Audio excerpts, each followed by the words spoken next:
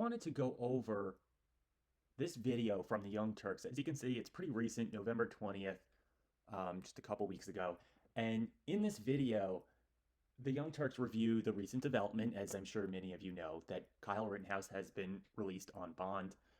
There were a couple noteworthy celebrities, or used to be celebrities, a few higher profile public figures contributed to the $2 million bond that was set for his, of course, momentary release until the first date of trial.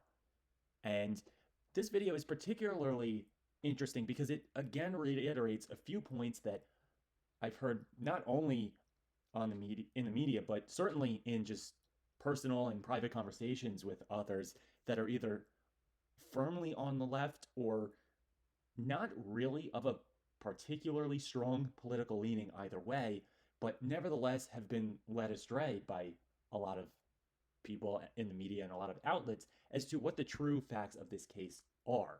So all of those issues are going to come into play here.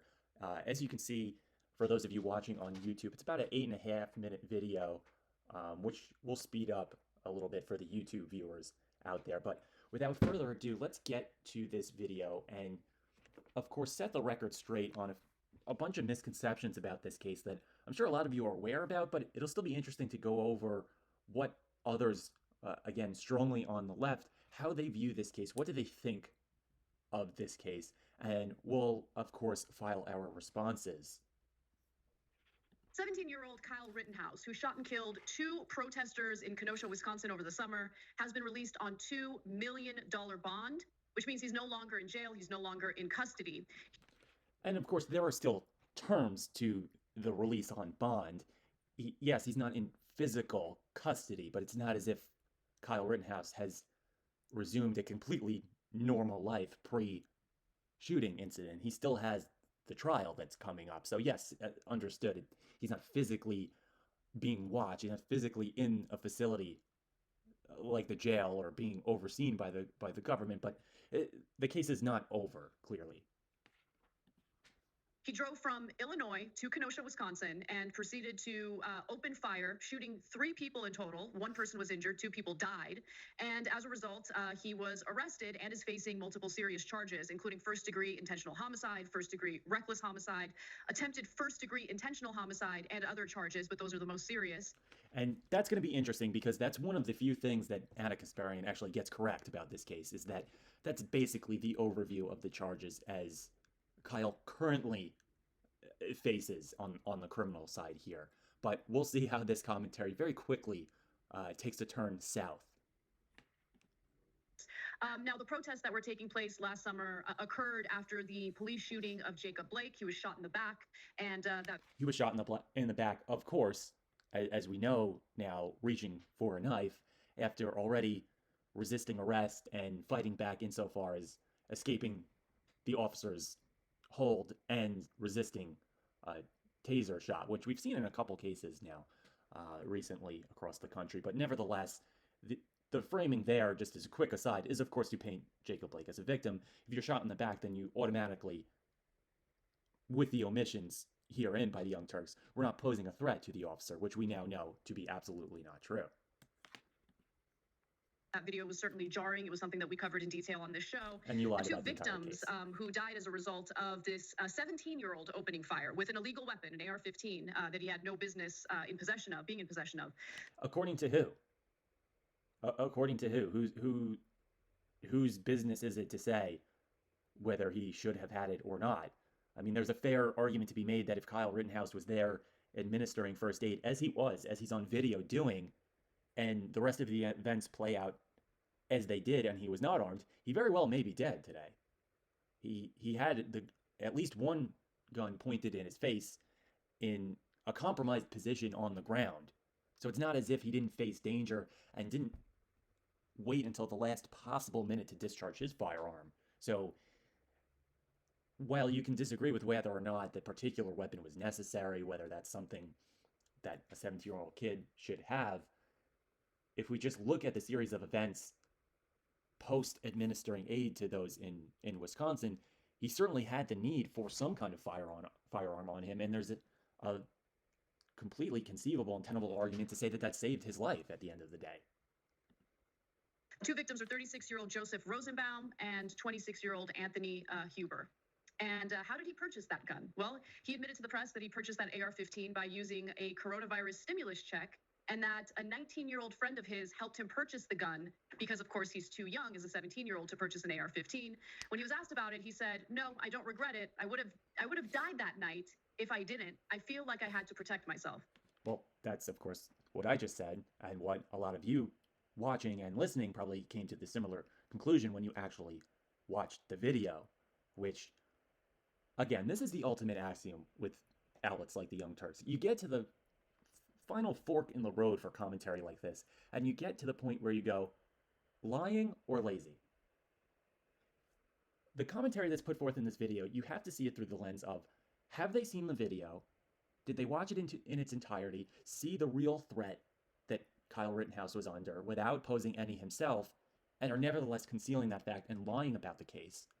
Or did they see that they got their boogeyman, a young, kind of a dorky-looking white kid, Midwestern white kid, obviously from the other side of the political spectrum, from those at the Young Turks, heard of him shooting someone else in a politically charged environment, and that was enough. We didn't bother watching the video because that 30,000-foot cursory view of the case is enough for us to go on. We know which team we're on already if we're from the Young Turks. So did we even watch the video at all? Here, I think it's the latter. I really find it very hard to believe that Anna Kasparian, or the woman who's going to come on in a few moments here, or a lot of the higher profile people at the Young Turks watched the video. I very much doubt that they watched the video. I think they found the perfect boogeyman in, again, the very superficial, cursory review of the case and the individuals involved. And so a lot of characteristics that they really dislike in others, that they really like to castigate in others. And that's really got the ball rolling on their commentary, and it's simply too late to go back at this point. They've drawn themselves into a corner. Even if they were interested in giving a fair view of this case and actually watching the video, there's no way to do so without admitting that themselves, in addition to us knowing just by viewing the video, that they've completely lied about the case from the jump. Now, again, he drove from Illinois to Wisconsin. So he put himself in what he considers a dangerous situation. He was in possession of an illegal weapon. He was the one who opened fire first. Well, he was open fire, and Anna Kasparian is an interesting case study because she is, well, if you forgive me for one brief ad hoc, she's a blithering idiot. She's a moron. Yes, he did open fire first because he had a gun pointed in his face. Kyle Rittenhouse did technically shoot the first shot, but obviously the narrative, the real story behind this case is that if he didn't do so, the individual with a gun pointed at Kyle Rittenhouse would have been the first person to shoot, and the shot would have been fired at Kyle Rittenhouse. And, you know, I mean, we'll see how this all plays out in court, but the point of this story, the point of this update is that he is free on $2 million bond. I have a couple of thoughts about this. First and foremost, the circus that's happening today, we can credit the mainstream media for it because they continue to shine a light, give a microphone, and continue to amplify the voices of all the circus, right? People are dying every day. All kinds of things are happening all over the world. And the Washington Post is having a sit down with Kyle because we want to know what a murderer is thinking. And I mean, just a ridiculous statement. He's not a murderer. Hasn't been convicted of murder, and nobody here has the intellect or the know-how to know that not every killing is necessarily a murder. A killing just means that some act that an individual did towards another led to that other's death. There are killings that are murder, that are manslaughter, that are justified in self-defense. So to call him a murderer is obviously not only legally untrue, it's factually untrue by the set of circumstances we have here. And notice here how the real crux of this initial statement from this woman at the Young Turks is that the Washington Post simply talked to Kyle Rittenhouse and let him explain himself. That's the real issue here. They sat down with him and asked him questions. That's too much. Never mind the fact that Kyle Rittenhouse is going to get acquitted of at least the killing-related murder charges here. That's a whole nother can of worms where everyone at this network is going to blow their top when that inevitably happens. But for now, the simple conversation with Kyle Rittenhouse is even too much to bear. And then we wonder why the world and our country is in disarray, because the media, mainstream media, is constantly adding fuel to the fire. We shouldn't. Adding fuel to the fire, and if anybody isn't subscribed already, you should go donate Patreon and go view Devin Tracy's videos at Atheism is Unstoppable. Fueling the fire, we can have a whole nother episode or series of episodes on Gavin Long. There's a whole history of Gavin Long in response to Cenk Uygur and others at the Young Turks saying you should, quote, fight back when approached by a police officer, and then he did exactly that and murdered several police officers and permanently brain damaged another. So there's no one at this network who can earnestly and honestly say that others, aside from them, should not add fuel to the fire. I mean, even more recently, look at their coverage of cases like Rayshard Brooks that we went over, of Jacob Blake that we went over. All of them outright falsehoods. And they have, the Young Turks are in a particularly interesting position because they have a lot of younger, more impressionable viewers. If you look at the metrics and if you get the responses, especially on Facebook, you can see this to their videos, a lot of their engagement on social media comes from individuals who are college age or younger. And the relevant portion of that is because it's more likely that those individuals are A, more impressionable, but B, don't have a background in basic civics, don't have a background certainly in legal or criminal procedure. So this kind of emotionalized, highly intense rhetoric is more influential on them. And to this point, I think the jury is in that the Young Turks are totally knowledgeable of that. And I think there is a nature of at least those like maybe Cenk and Anna who are definitely knowledgeable that they have very impressionable kind of blank slates watching their content, and that gives them leeway to get away with a lot that otherwise you couldn't get away with a more educated, with a more knowledgeable, more mature audience. I don't want to hear what he has to say, right? I don't want to hear what he has to say. He's a criminal, a cold-blooded murderer. He would have been $1 bond. I mean, that's an astounding statement that he's a murderer, he's cold-blooded murderer. And somebody brought this up, and I think it's interesting. If you go back to look at the outlets that were sued for their commentary for the Covington Catholic escapades and the outright outlandish commentary, there wasn't really any indication that online-only publications and content creators were brought into the mix. And a lot of that is because, at the end of the day, if it's just some person on YouTube, even with a decent following, they don't have the kind of deep pockets that really even make it worth filing a lawsuit and going through the motions, both in time and money, and securing legal representation. So maybe that's a reason why that wasn't really involved in the Covington Catholic cases. But here, I mean, the Young Turks are very well-funded organization, despite the fact that they are becoming more and more reliant on begging for money and the VPN subscriptions and the grifting and the what have you for various sponsors that were not present in the publication of TYT videos even 5 years ago, probably even 3 years ago. That's really a more recent addition. And I think it's because they've seen a hit, at least insofar as the rate of growth, as far as subscribers, as far as engagement on their videos. If you go back and watch, I know Sargon of Akkad did a video at the time, way back when at the RNC, I think it must have been 2016, when Alex Jones had his run-in with Cenk Uygur and the Young Turks. The ironic part about that, underlying some of their back and forth, is that Alex Jones had surpassed the Young Turks in subscribers and engagement.